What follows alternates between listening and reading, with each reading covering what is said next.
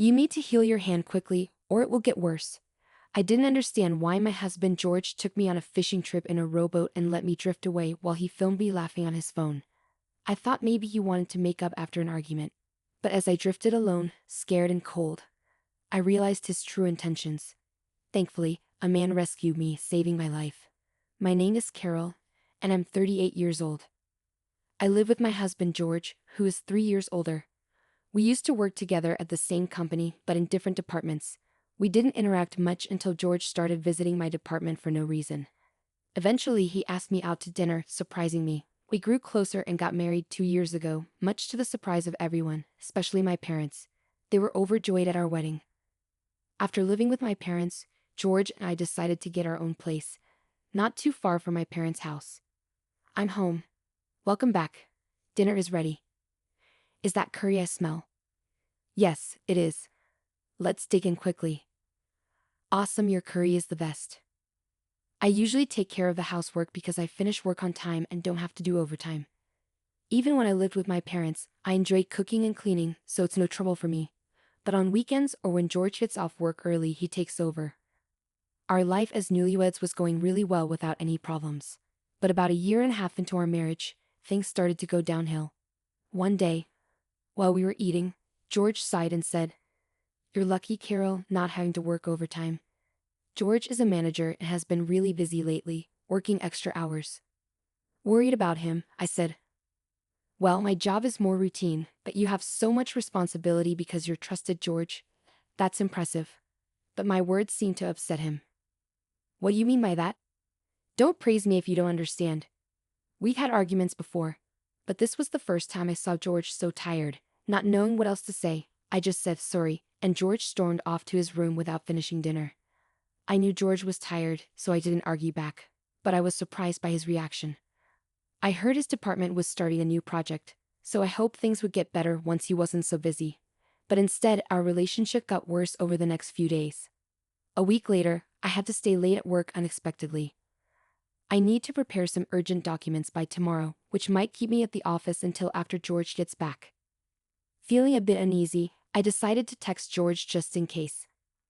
"I had to do overtime at work today. George, if you're not working late, could you handle dinner? Or should we eat separately tonight? Sorry for any inconvenience." It had been a while since I reached out to George like this. Remembering our last argument, I added sorry to the end of the message. But all I got was a red receipt with no reply. When I got home, George was eating what looked like a meal from a convenience store, and he didn't respond when I said, "I'm home," showing he was in a bad mood. "Sorry about dinner, work kept me longer than expected." Trying to ease the tension, George interrupted me. "Do you think it's okay to work late when I come home this tired? Are you still upset about what I said earlier?" Trying to start a fight with good intentions? I was surprised by how quickly things escalated. I asked again, "So you think I'm pretending to work late just to bother you, or I'm not finishing my work because I'm lazy?" His words stung. I really had to stay late at work. This has happened before, you know. What's gotten into you? I couldn't bear George's accusatory tone any longer. I snapped back. "I work hard every day too. I shouldn't have to defend myself against these accusations." But George ignored my words. "I'm already stressed from work." I couldn't bear to have this tension at home, especially when I was exhausted myself. My true feelings slipped out, albeit quietly, but George noticed and didn't let it slide. "Then just quit your job," he suggested, leaving me speechless. "It's ridiculous for you, Carol, who can't even manage housework properly, to be working. After all, I'm the one paying for this apartment. You don't really need the money, do you?" His logic seemed completely off base. Feeling my frustration rise, I unintentionally raised my voice. "How can you say that? I do take care of the house, and except for the days I work late, I handle everything at home. But lately on weekends, the cleaning hasn't been up to par compared to when we first got married. Seeing dust in the corners of the floor frustrates me. I didn't know what else to do." I felt like I was about to burst into tears. "You'd have more time to focus on housework if you quit your job, and it would be easier for you too. I'll even talk to management for you," I replied. "I don't think we should be discussing this right now." I decided to pause the conversation to give it some thought. I enjoy my job and don't want to quit, but perhaps if I supported George as a full-time homemaker, We could go back to being the happy couple we used to be. It wouldn't be wise to make such a big decision hastily. Unable to bear the tension at home, I went outside. Realizing I hadn't bought dinner, I decided to bike to the supermarket near the subway station. Riding my bike in the cold night air, I couldn't stop thinking about our conversation. What went wrong? Suddenly, I heard a loud horn honking from behind me and bright headlights approached quickly. Instinctively, I stopped. The next thing I knew, I was lying under bright lights and a white ceiling. Opening my eyes, I saw my parents' faces in front of me, exclaiming, "She's awake." Next to them sat George, his expression unreadable. I couldn't move my arm, and my fingers felt numb. Both of my arms were wrapped in circular casts. "This means you ran a red light on your bike," the doctor explained. I remembered now. I was on my way to the supermarket when the accident happened, but I couldn't recall if the light was red or green when I crossed. The driver was shocked too but called an ambulance for me. The gravity of what I had done hit me, and I suddenly felt even worse. But why are Mom and Dad here? George was contacted first, and then he informed them. George gave a forced smile to my parents. Understandably, after what had happened, it was awkward for me too. "I'm really glad George was there for you," my parents thanked George, who responded with a polite, "No problem," but his forced smile didn't seem sincere. I ended up spending the night in the hospital due to the lateness of the hour. However, after undergoing various tests the next morning that showed no issues, I was discharged the following day. The doctor instructed me to rest and avoid water-related chores and housework because the casts couldn't be removed. When I got home, which happened to be on my day off, I found George lounging on the sofa with a smug look. "You really messed up running that red light, but now you have no choice but to quit your job," he said without showing any concern. George lay there, staring at me mockingly. I felt powerless to respond, and to be honest, he was right. With casts on both hands, I couldn't even type properly on a computer. Faced with the decision of taking a long break or quitting altogether, I chose to resign, thinking it might improve my relationship with George. But leaving my job didn't magically fix things between us. Instead, it seemed to make him even more dissatisfied. He'd come home just to criticize me, using it as an outlet for his frustrations. During one of my worst days, George surprisingly suggested, "Why don't we go out together? It's been a while." I was suspicious of his sudden change in behavior, but George seemed to be in a good mood that day, and his overtime seemed to be decreasing. Maybe he was finally feeling less stressed. Perhaps today we could finally patch things up. Feeling more hopeful than I had in a long time, I joined George on an outing. We went to the beach, a place we used to visit together. "Here, you can fish in a rowboat," George suggested, pointing to the safe fishing area where beginners could easily fish from rowboats. This spot held special memories for me. Although I had only been here a few times, it was meaningful because George had helped me overcome my fear of the sea by teaching me how to fish. I still remembered the fun times we had here. "It's not scary, it's nostalgic," I said to George, who simply replied, "Yeah." Having a normal conversation without any snark or arguments felt incredibly refreshing and genuinely joyful after so long. After renting a boat, we successfully got on board. "Here, Carol," George said, offering his hand to help me aboard, just like old times. I carefully grasped his hand to get into the boat, being extra cautious since I couldn't use my hands to stabilize myself.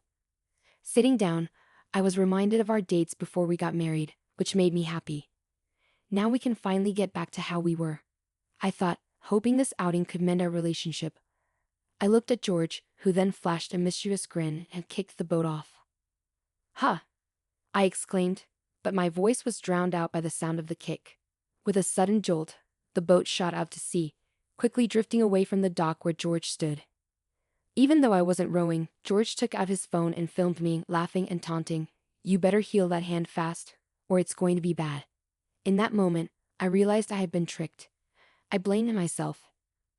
I had thought that if George's workload decreased and I did the housework perfectly, we could reconcile. But I was wrong. This was George's true nature. Realizing this, I felt frustrated, ashamed, and sad, and tears started flowing. Sniffling and breathing in the sea breeze, I felt the fear of being alone at sea overwhelm me. I just wanted to go home. As I sat there, eyes closed, trying to push through the fear, a man's voice startled me. "Are you okay?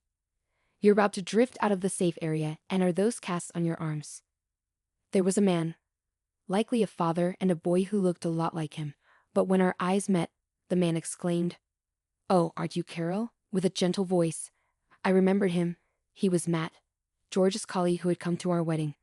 That meant the boy next to him must be his son, Mark, who had grown a lot since our wedding. I didn't notice.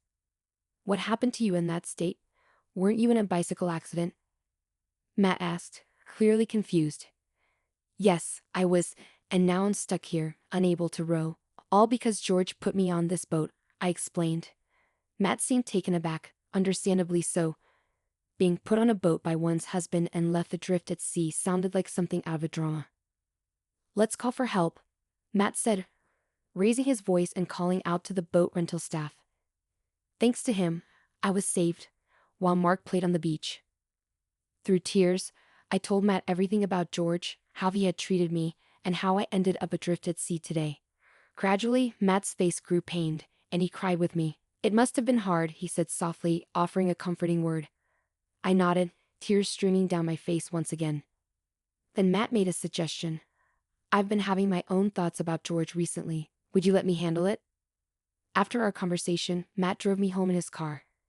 During the ride, Mark talked a lot, providing me with a genuinely enjoyable time for the first time in a while. I dreaded coming home, but it was unavoidable. With trepidation, I opened the front door to find George lounging carelessly in the living room. He smirked at me and said, "Wow, you're back. Always lucky with survival, huh?" Unable to find the energy to respond, I ignored him and went straight to my room to get ready for bed. The next morning, I didn't make breakfast for George and stayed in my room. With my hands in this condition, I couldn't cook properly anyway. But even before the boat incident, I had tried so hard to please George, even buying delicious bread. Now, all those efforts felt pointless to me. I didn't give George much thought throughout the day, and before I knew it, night had fallen. The sound of the front door opening signaled an unusually early return for George. He barged into my room and started yelling abruptly, "Hey. It was you, wasn't it?" Confused, I asked what he meant. George's voice grew louder as he accused me. "Don't play dumb with me. You're the one who told my company. What's going on?" I remained unfazed by his words, replying, "I don't know what you're talking about, but whatever trouble you're having at work doesn't involve me anymore. After all, I'm not even working there anymore."